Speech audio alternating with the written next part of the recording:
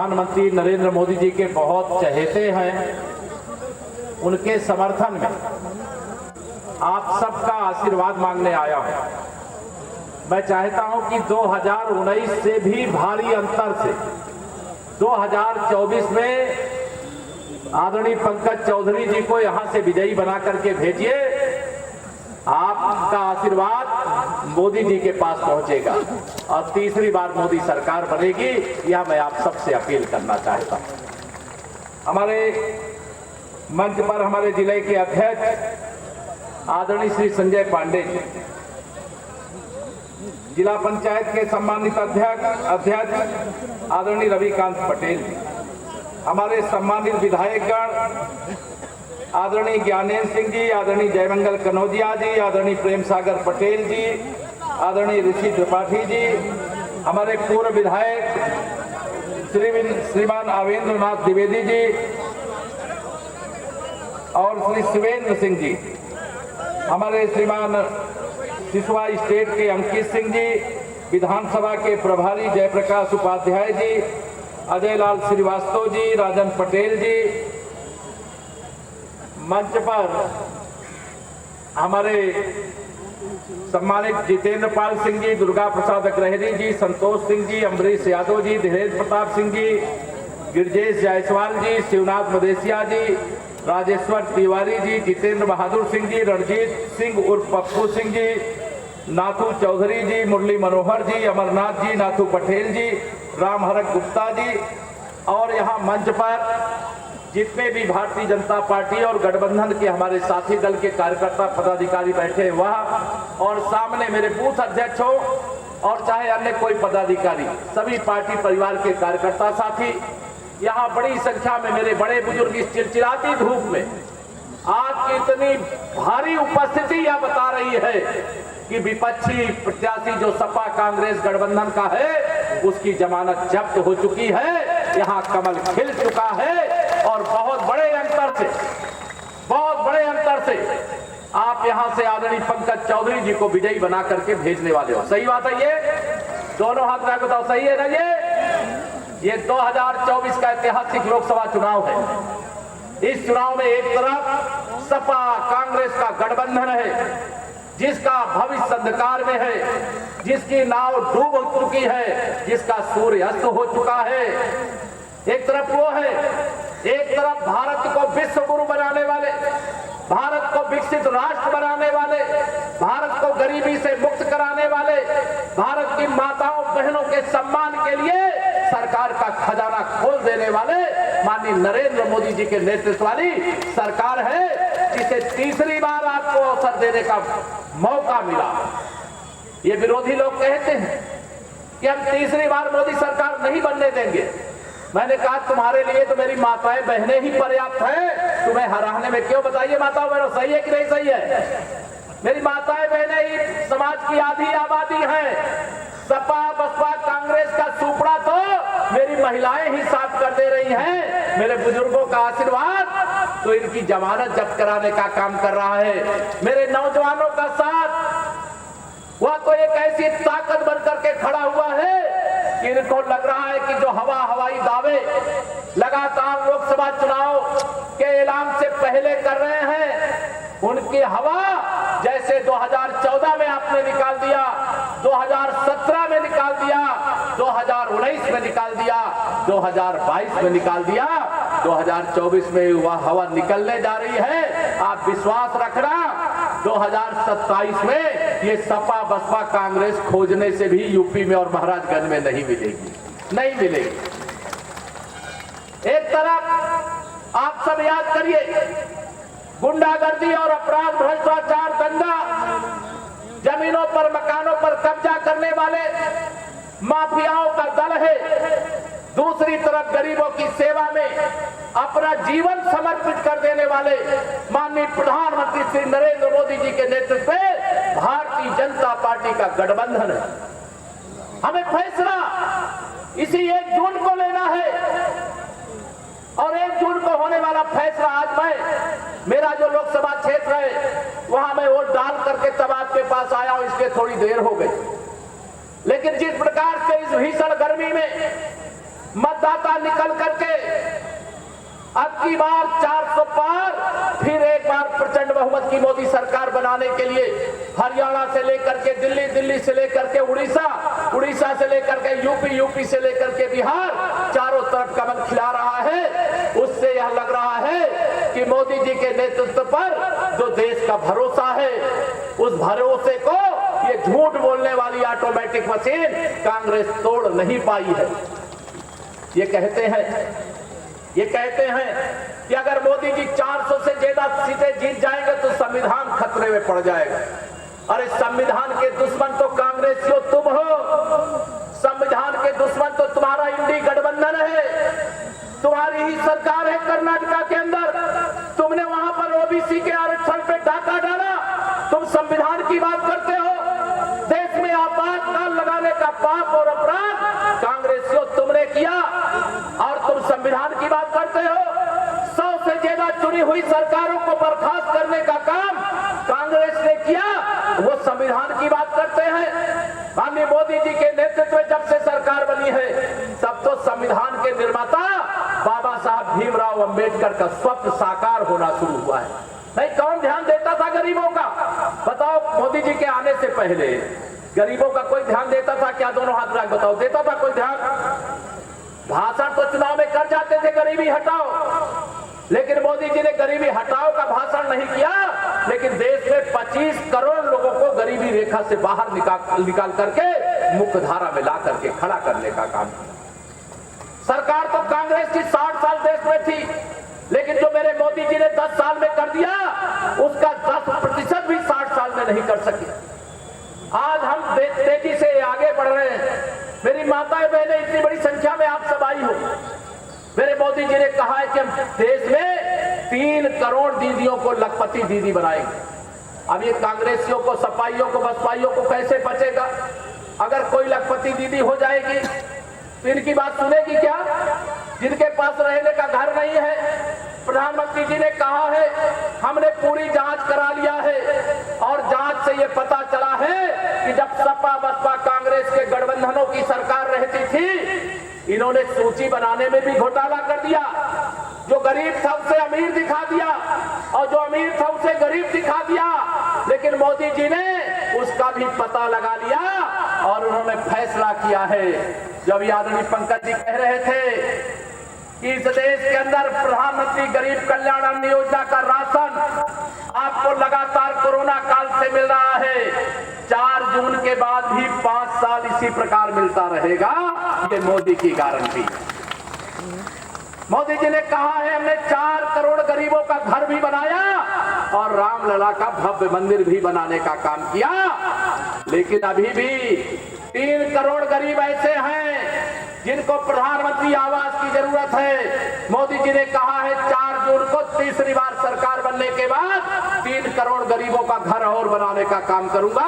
और जो भ्रष्टाचारी है, 6वें चरण का आज मतदान हो रहा है, उन भ्रष्टाचारियों की नींद हराम हो रही है। हमें भी पता है, उनको भी पता है कि तीसरी बार मोदी सरकार बन रही कि नहीं बन रही? बताओ आप लोग, दोनों हाथ रख बताओ, बन रही कि नहीं बन रही है? सबसे पूछ लो, गांव के किसान से पूछ लो, नौजवान से पूछ लो, माता बहन से पूछ लो, सबकी एक ही आवाज है, तीसरी बार मोदी सरकार। और अब की बार 400 पार। वैसे ही धुकधुकी बढ़ी हुई है ये सपा बसपा कांग्रेस वालों की, क्योंकि बहुत सारे लोग जमानत पर इस समय हैं। उनको मालूम है कि 4 जून के बाद जो जमानत पर हैं उनको जेल जाना पड़ेगा। अब वो डरे हुए हैं, मोदी जी का विरोध कर रहे हैं कि किसी भी तरीके से मोदी जी तीसरी बार देश के प्रधानमंत्री ना बनने पावे। अरे तुम्हारे भ्रष्टाचारी गठबंधन के रोके मोदी जी नहीं रुकने वाले हैं, क्योंकि देश का गरीब मोदी जी को प्रधानमंत्री की कुर्सी पर बैठाना चाहता है। अगर देश का गरीब बैठाना चाहता है, किसान बैठाना चाहता है, नौजवान बैठाना चाहता है, मेरी माताएं बहनें बैठाना चाहती हैं, तो इनकी औकात है क्या इनको कि मोदी जी को तीसरी बार पीएम बनने से रोक पाएंगे क्या? दोनों हाथ रख बताओ, रोक पाएंगे क्या? मैं आप सब लोगों से, आज बड़ी देर से आप गर्मी में बैठे हैं, लेकिन ये कहने आया हूं, समाजवादी पार्टी की साइकिल को आपने 2014 में पंचर कर दिया था। कांग्रेस की हवा तो ऐसे भी खराब है। आज उत्तर प्रदेश में कांग्रेस पार्टी के 403 में से केवल 2 विधायक हैं। एक आपके महाराजगंज से एक्सीडेंटल जीत गया था, वही मुझे सुना है कि वही प्रत्याशी है, वही यहाँ पर प्रत्याशी है, लेकिन मैंने सुना वो चुनाव प्रचार करने ही नहीं निकल रहे हैं। सही है क्या? क्योंकि उनको रिजल्ट मालूम है कि यहाँ तो जो जनता है, किसी भी अगड़ी जाति की हो, पिछड़ी जाति को हो, अनुसूचित जाति की हो, जनजाति की हो, कोई गरीब हो चाहे अमीर हो, किसान हो चाहे नौजवान हो, माता हो चाहे बहन हो, सबने तय किया है कमल का बटन दबाएंगे, मोदी जी को तीसरी बार पीएम बनाने का काम करेंगे। मैं आप सब लोगों से आज यहाँ पर अपील करने आया। मोदी जी ने कहा था कि अभी 10 साल जो आपने देखा है वो टेलर है, असली पिक्चर 4 जून के बाद दिखाई जाएगी। देखना चाहोगे कि नहीं देखना चाहोगे? मोदी जी ने कहा है 2047 तक विकसित भारत बनाएंगे, और विकसित भारत जो गरीब है वो अमीर बनेगा। आज जो मेरा किसान कर्ज लेने वाला है वो कल कर्ज देने वाला बनेगा। जो आज मेरी माताएं बहनें 10,000 रुपया महीना कमाना जिनके लिए मुश्किल हो जाता है, उनके वो लखपति दीदी के रूप में 3 करोड़ दीदियां इस देश के अंदर खड़ी हो जाएंगी। ये मोदी जी की गारंटी।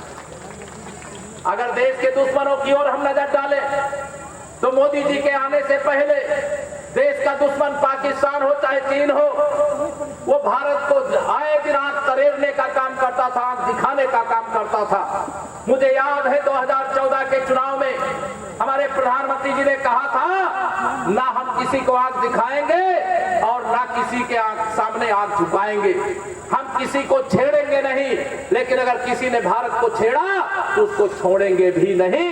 ये मोदी जी ने कहा था, और वो करके दिखाया कि नहीं दिखाया? मोदी जी के नेतृत्व में देश में सरकार बनने के बाद 2 आतंकवादी हमले हमारे ऊपर हुए थे। एक आतंकवादी हमला उरी में हुआ था, दूसरा आतंकवादी हमला पुलवामा में हुआ था, लेकिन हमारे देश के वीर बागियों सैनिकों ने सर्जिकल स्ट्राइक करके, एयर स्ट्राइक करके ईंट का जवाब पत्थर से देने का काम किया। और मोदी जी के नेतृत्व में अपने देश में सरकार क्या बनाई? जो पाकिस्तान कश्मीर मांगता दुनिया में घूमता था, आज दुनिया में भीख मांगता हुआ दिखाई दे रहा है। ये आप सबके आशीर्वाद का प्रताप है। आज अगर देश प्रगति कर रहा है, अभी आदरणीय पंकज जी कह रहे थे 250 से अधिक सड़कें यहाँ पर बनाई गई है। अरे ये तो झांकी है जी, आप कमल तो खिलाओ, तीसरी बार मोदी सरकार तो बनाओ। मोदी जी ने कहा है कि इस देश के खजाने पर पहला हक ही गरीबों का है, किसानों का है, गांवों का है। और जब कांग्रेस की सरकार थी, उनके प्रधानमंत्री जी कहते थे देश के संसाधनों पर पहला हक मुसलमानों का है, देश के खजाने पर पहला हक मुसलमानों का है, देश की संपत्ति पर पहला हक मुसलमानों का है। लेकिन मोदी जी ने कहा नहीं, इस देश के खजाने पर पहला हक अगर किसी का है तो देश के गरीबों का है। बताओ गरीबों का सही कहा कि गलत कहा? गरीबों का हक होना चाहिए, किसी एक समुदाय का होना चाहिए। ये तुष्टीकरण की राजनीति करने वाले वोट बैंक तैयार कर रहे हैं, वोट जिहाद करने का नारा देने का काम कर रहे हैं।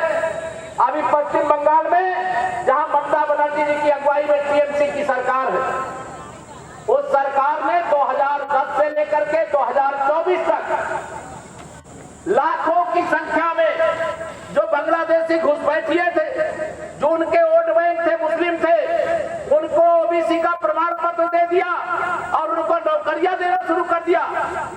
और श्री राहुल गांधी जी और श्री अखिलेश यादव जी चुप है, बोल नहीं सकते, क्योंकि उन्होंने भी कर्नाटक में वही बात किया है जो टीएमसी ने पश्चिम बंगाल के अंदर करने का काम किया है। अब हम जाग गए हैं, उनको बताना चाहते हैं, अब पिछड़ों के हक पर कोई डाका नहीं डाल सकता, दलितों के हक पर कोई लूट नहीं सकता, आदिवासियों के अधिकारों पर कोई आक्रमण नहीं कर सकता। ये भारतीय जनता पार्टी की अगुवाई वाली एनडीए की सरकार है, और 4 जून को हम तीसरी बार सरकार मोदी जी के नेतृत्व में बनाने जा रहे हैं। और हर इस प्रकार की गड़बड़ियों की जांच होगी, भ्रष्टाचार को जड़ मूल से खत्म करने का काम करेंगे। अभी सहारा की चर्चा किया आदरणीय हमारे पंकज चौधरी जी ने। सहारा ही नहीं, बहुत सारे ऐसे भ्रष्टाचार के काम नाम इस देश में जब कांग्रेस होती है तो भ्रष्टाचार होता है, कांग्रेस होती है तो लूट होती है, कांग्रेस होती है तो दिल्ली से 1 रुपया गरीबों के नाम पर योजना बना करके भेजती है और 85 पैसा दलाली खा जाती है। लेकिन मेरे मोदी जी ने देश में 52 करोड़ जनधन के खाते खोले और उस खाते के माध्यम से 34 लाख करोड़ रुपया खाते में भेजा, चाहे वो आवास का पैसा हो, चाहे सम्मान निधि का पैसा हो और चाहे किसी अन्य योजना का पैसा हो, लेकिन सारा पैसा भेजने का काम किया और पूरा पैसा लोगों के खाते में पहुंचा। अगर ये कांग्रेसी और सपाई बसपाई होते तो 15% का मतलब 5 लाख करोड़ रुपया लोगों को मिलता, 29 लाख करोड़ ये दलाली खा जाते। इनकी दलाली बंद होनी चाहिए कि नहीं बंद होनी चाहिए? आपने गरीब माँ बाप के बेटे को देश का प्रधानमंत्री बनाया, एक ओबीसी के परिवार में पैदा होने वाले माननीय नरेंद्र मोदी जी को देश की बागडोर सौंपी। इनको बर्दाश्त नहीं हो रहा, ये कह रहे हैं हम मोदी जी को प्रधानमंत्री की कुर्सी से हटाएंगे। मुझे हंसी आती है इनके ऊपर। ये 2014 में आने से रोक रहे थे, 272 प्लस का नारा भारतीय जनता पार्टी का नेतृत्व ने दिया, आपने 283 सांसद जिता करके मोदी जी को पहली बार पूरे बहुमत से भारत का प्रधानमंत्री बनाने का काम किया। इनको लगा अकेले नहीं रोक पाएंगे, तो 2019 में सपा बसपा कांग्रेस ने गठबंधन कर लिया और गठबंधन करके सोचे कि रोक लेंगे, लेकिन महाराजगंज वाले इसके गवाह हैं। आपने यहां से पंकज चौधरी जी को और उत्तर प्रदेश में 80 में से 64 सांसद जिता करके दिया और दूसरी बार मोदी सरकार बनाई और 303 सांसद जिता करके देने का काम किया। अब 2024 का लोकसभा चुनाव आया है, इसका रिजल्ट मैं आपको बता रहा हूं। गिनती तो 4 जून को होगी। उत्तर प्रदेश की 80 की 80 लोकसभा सीटें भारतीय जनता पार्टी अपने गठबंधन के साथ जीत रहा है। 80 की 80 सीटें। मुझे मालूम है कई सीटों पर सपा बसपा कांग्रेस के प्रत्याशियों की जमानत भी नहीं बच रही है। और एक अच्छी खबर और बता दूं, कन्नौज से श्री अखिलेश यादव जी लड़ रहे हैं और रायबरेली से श्री राहुल गांधी जी लड़ रहे हैं। ये दोनों सीटों पर कमल का फूल खिल चुका है, दोनों सीटों पर कमल का फूल खिल चुका है। और जब ये अपनी सीट भी नहीं जीत पा रहे हैं, वहां की जनता भी, गरीब आदमी इतना मजबूती से भारतीय जनता पार्टी के साथ और मोदी जी के साथ खड़ा है कि इनको रास्ता ही नहीं मिल रहा है। ये करे क्या? तो झूठ बोलना शुरू किए हैं इस बीच। क्या झूठ बोलना शुरू किया है? आप लोगों के बीच में भी वो झूठ फैलाए होंगे कि अगर मोदी जी 400 से ज्यादा सांसदों के साथ फिर से सरकार बना लिए तो संविधान खतरे में पड़ जाएगा। बताओ ये प्रचार कर रहे हैं कि नहीं कर रहे हैं? दोनों हाथ रख बताओ, कर रहे हैं कि नहीं कर रहे? ये संविधान को खतरा नहीं है, खतरा श्री राहुल गांधी जी की राजनीति को है, उनके राजनीति के भविष्य को है। खतरा श्री अखिलेश यादव जी के राजनीति के अंत होने जा रहा इस बात का है। खतरा बहन मायावती जी की राजनीति को है, इसलिए ये सब दुष्प्रचार कर रहे हैं। अरे मोदी जी तो वह मोदी जी हैं जिन्होंने बाबा साहब भीमराव अंबेडकर के पंच तीर्थों का निर्माण कराने का काम किया। माननीय प्रधानमंत्री नरेंद्र मोदी जी तो वह प्रधानमंत्री हैं, पंकज जी उसके गवाह हैं। जब 2014 में वो पहली बार सांसद बने और संसद भवन में प्रवेश कर रहे थे, तो जैसे कोई मंदिर में प्रवेश करने से पहले डेहरी पर माथा टेकता है, वैसे उन्होंने संसद भवन में माथा टेका। पत्रकारों ने पूछा, मोदी जी आज के पहले तो किसी प्रधानमंत्री ने संसद भवन के द्वार पे माथा नहीं टेका, आपने क्यों टेका? तो मोदी जी ने बताया था ये संसद भवन भारत के लोकतंत्र का मंदिर है और इस देश में रहने वाले लोग नरेंद्र मोदी के लिए भगवान है, मैं उनका पुजारी हूं।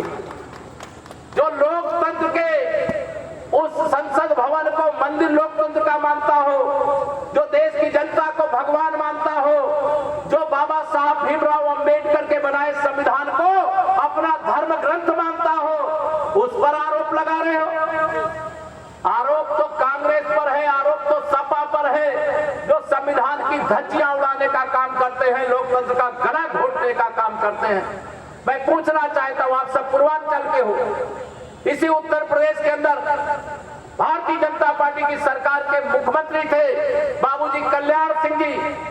उनके मुख्यमंत्री रहते हुए अयोध्या में रामलला के जन्म स्थान पर खड़ा कलंकित ढांचा 6 दिसंबर 1992 को ढहा था।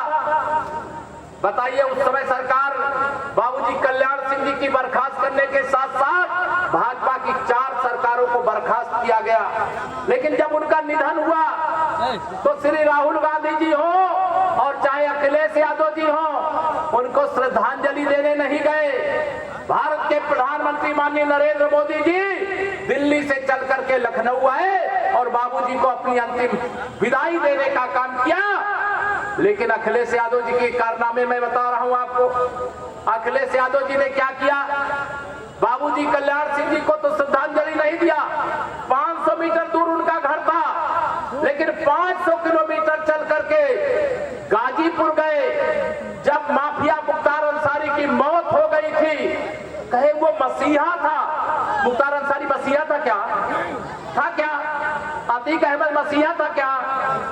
इनके मसीहा अतीक अहमद जैसे और मुख्तार अंसारी जैसे माफिया मसीहा होते हैं, लेकिन माननीय नरेंद्र मोदी जी के लिए कौन है? इस देश का गरीब है, इस देश का किसान है, वो उनके पुजारी हैं। वो गरीबों को अपना देवता मानते हैं, इस देश के किसानों को अपना देवता मानते हैं, इस देश की माताओं बहनों को अपनी देवी मानते हैं। इसलिए ऐसी देवियों को, ऐसे माताओं बहनों को, ऐसे बड़े बुजुर्गों को जिनकी वह पूजा करते हैं, मैं आप सबसे निवेदन करता हूं, आने वाली 1 तारीख को यह मत समझना कि यहाँ प्रत्याशी केवल माननीय पंकज चौधरी जी हैं। यह समझना कि यहाँ प्रत्याशी माननीय नरेंद्र मोदी जी हैं, और यह समझना कि यहाँ प्रत्याशी मुख्यमंत्री योगी आदित्यनाथ जी भी हैं, और यह समझना कि यहाँ प्रत्याशी केशव प्रसाद मौर्य भी है, और यह समझना यह मंच पर जो नेतृत्व बैठा है यह सभी प्रत्याशी हैं।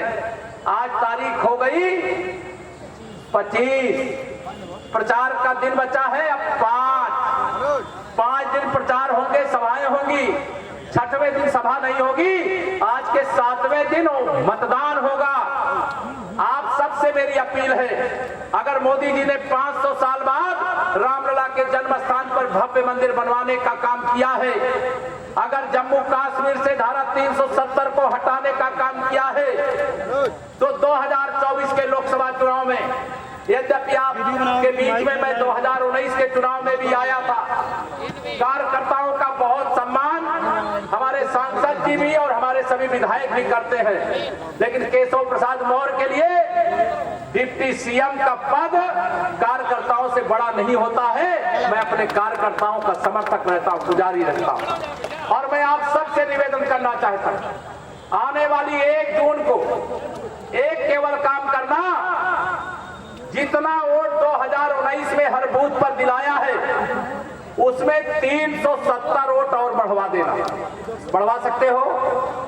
जो लोग बढ़वा सकते जरा हाथ उठा के बताओ जरा, और जो उधर छाया में चले गए जरा वो भी हाथ उठा के बताओ। माताएं बहने, कितना वोट बढ़ाना है हर बूथ पर? 370 क्यों बढ़ाना है? जो कि माननीय नरेंद्र मोदी जी को जब आपने 300 पार दिया तो 370 जम्मू कश्मीर से हटाने का काम हुआ। आप 370 हर बूथ में वोट बढ़ा दीजिए, और विश्वास रखना पंकज चौधरी जी को, अभी तो आप अपने बीच में भारत सरकार के राज्य मंत्री के रूप में मोदी जी के मंत्रिपरिषद के हिस्सा होना भी बड़े गौरव की बात है, लेकिन आप विश्वास रखना, आप जितने बड़े रिकॉर्ड से यहाँ जिता करके भेजेंगे, उतना बड़ा पोर्टफोलियो दिल्ली से मुझे विश्वास है कि पंकज भाई को मिलेगा और महाराजगंज का नाम ऊंचा होगा। करोगे ये काम?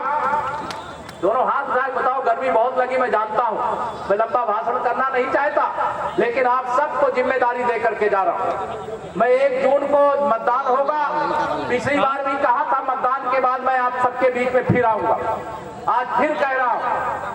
आदरणीय पंकज चौधरी जी, जिलाध्यक्ष जी, हमारे सभी माननीय विधायक सब लोग यह ध्यान रखना, 4 जून को तो वोट की गिनती होगी, फिर जून के महीने में सरकार बनाने का ही काम होगा, और 4 जून के बाद सरकार बनने के बाद जुलाई का महीना या जून के अंतिम सप्ताह में जब तय करेंगे आप सबके बीच में मैं आना चाहूंगा। बुलाओगे? बुलाओगे? धीरे से हाथ उठा नहीं मारा जाएगा, बुलाओगे ना? आप बुलाएंगे तो जो जिस बूथ पर 2019 से जो वोट पड़ा है उससे 370 वोट ज्यादा पड़ेगा, उसका विशेष अभिनंदन करने का काम मैं स्वयं करने के लिए यहां आना चाहूंगा। और मुझे विश्वास है आपके अंदर ताकत है, आप हनुमान जी की तरह शक्तिशाली हो जी। अपनी ताकत को याद करो, जब 2014 में सपा की सरकार रहते हुए आपने कमल खिला दिया, गुंडों से नहीं डरे। 2017 में समाजवादी पार्टी की सरकार को उखाड़ फेंका, माफियाओं से नहीं डरे। अब तो डबल इंजन की सरकार है, देश में माननीय मोदी जी और प्रदेश में आदरणीय योगी जी के नेतृत्व में सरकार हमारी दमदारी से काम कर रही है। अगर पूरी दुनिया में मोदी जी का डंका बज रहा है, अगर मोदी जी के नेतृत्व में आज भारत की चमक बढ़ी है, दमक बढ़ी है, पहचान बढ़ी है, तो आप सब जानते हो ये विरोधियों के हौसले पस्त हो गए हैं। 5 चरण में ही आप सबके आशीर्वाद से भाजपा गठबंधन 300 पार हो चुका है। और आज मुझे पूरा विश्वास है हम 350 पार करने जा रहे हैं आज 6वें चरण के मतदान में। और जो मोदी जी ने कहा है वो आपको करना है। अब की बार जोर से बोलो, अब की बार 400 पार, फिर एक बार मोदी सरकार। और महाराजगंज में अब की बार कितना 11 लाख वोट पार। तब तो मैं तो सामने तो कोई दिखाई नहीं दे रहा ना, सामने जो दिखाई दे रहे हैं वो दिखाई ही नहीं देंगे। आप सब अपना लक्ष्य लेकर के जाइए। सभी लोग मोदी जी को वोट देना चाहते, तीसरी बार प्रधानमंत्री बनाना चाहते हैं। अंत में मैं यही कहता हूं कि घर घर में खुशहाली पहुंचे, बस इतना फर्ज निभा देना, बाकी सब मोदी कर देंगे। तुम कमल का बटन दबा देना। और 4 जून के बाद जो भी तिथि होगी मुझको भी अपने विजय का आनंद मनाने में बुला लेना। इतना ही निवेदन करके देता हूं अपनी वाणी को विराम। मेरा दोनों हाथ उठा करके बोलिए जय श्री राम, जय श्री राम, भारत माता की। बहुत बहुत धन्यवाद।